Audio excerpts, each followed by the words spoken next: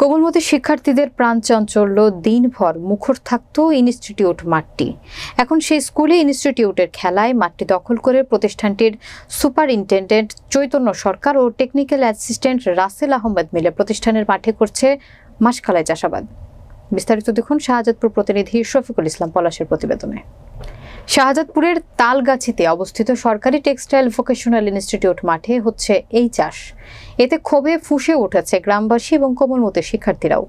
জোরপূর্বক শিক্ষার্থীদের খেলাধুলা বন্ধ করে এমন কাজ করায় সুপারিনটেন্ডেন্ট ও বিচার দাবি করছেন সচেতন মহল।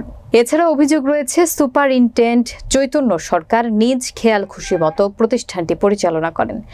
এ যেন তাহার পৈতৃক সম্পত্তি। এ প্রতিষ্ঠানটিতে প্রায় ৩১৮ জন শিক্ষার্থী ক্লাসের পাশাপাশি হাতে কলমে শিক্ষা নিচ্ছেন। বস্ত্র অধিদপ্তরের এই প্রতিষ্ঠানটিতে ১২ জন স্টাফ রয়েছে। খেলাধুলা বাদ দিয়ে খেলার মাঠে মাসকালাই চাষ করায় দীর্ঘদিন ধরে শিক্ষার্থী ও স্থানীয়রা খেলাধুলা করার কোনো সুযোগ পাচ্ছে না। সরেজমিনে গিয়ে দেখা যায় বেলা ১১টার সময় ইনস্টিটিউটে কোনো শিক্ষক নেই। অফিস সহকারী আবু রায়হান দাপ্তরিক কাজ করছে।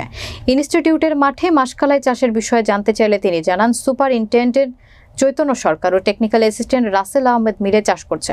এ ব্যাপারে টেকনিক্যাল অ্যাসিস্ট্যান্ট রাসেল আহমেদ মুঠোফোনে যোগাযোগ করে তিনি জানান, সুপারিনটেন্ডেন্টের সাথে কথা বললেই মাসকালাই চাষ করেছি।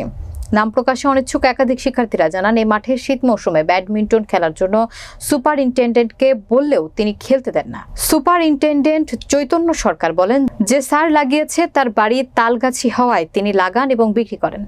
অপরদিকে মাসকালাই টাকার ভাগ নেওয়ার বিষয়ে তিনি তা অস্বীকার করেন।